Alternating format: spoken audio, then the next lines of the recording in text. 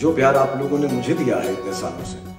বলিউড বাদশাহ শাহরুখ খান ও তার ছেলে আরিয়ান খানের যুগল কিছু মুহূর্ত সামাজিক যোগাযোগ মাধ্যমগুলোতে ভাইরাল হয়েছে। আরিয়ানের প্রথম ওয়েব সিরিজ দ্য ব্যাডস অফ বলিউডের প্রচারে হাজির হয়েছিলেন শাহরুখ।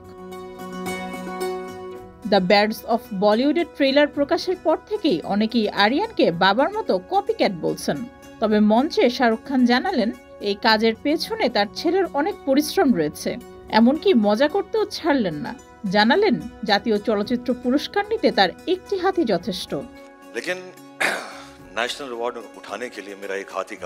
কিছুদিন আগে কিং সিনেমার শুটিং এর সময় চোট পেয়েছিলেন শাহরুখ খান। জানা গেছে সুস্থ হতে প্রায় 1 থেকে 2 মাস লেগে যাবে। এরই মধ্যে জাতীয় চলচ্চিত্র পুরস্কারও নিতে হবে শাহরুখ খানকে।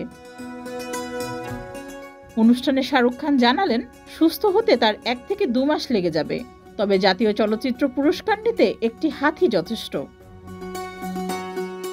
শাহরুখের এই রসিকতা মিশ্রিত জবাব মুহূর্তেই ভাইরাল হয়ে যায় সামাজিক যোগাযোগ মাধ্যমে। ভক্তরা বলছেন বয়স যতই বাড়ুক বলিউড বাদশাহের স্টাইল ও তার মঞ্চ কাঁপানো কারিশমা এখনো অটুট। ডেস্ক রিপোর্ট, যুগের চিন্তা।